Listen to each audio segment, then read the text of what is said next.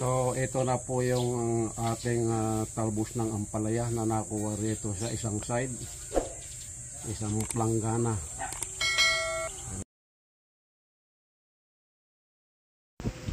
Sa garden, sari-saring gulay ang ulam namin ngayon. Yan, nakikita nyo yan. Ang paalat ng gulay ay bagoong isda.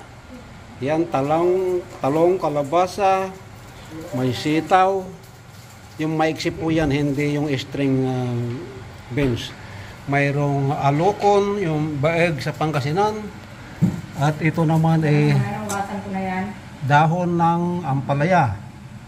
So ito ang isasahog.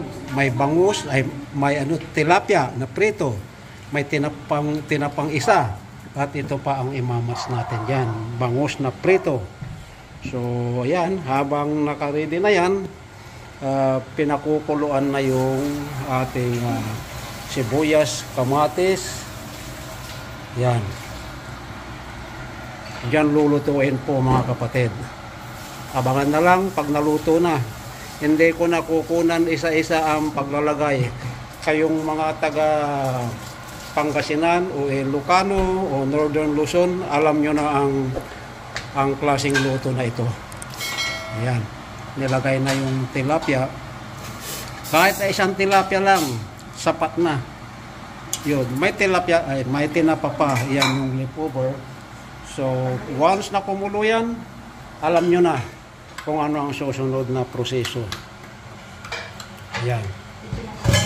Yan, yung bagong isda, nilagyan ng kumulong tubig para matunaw yung dilis.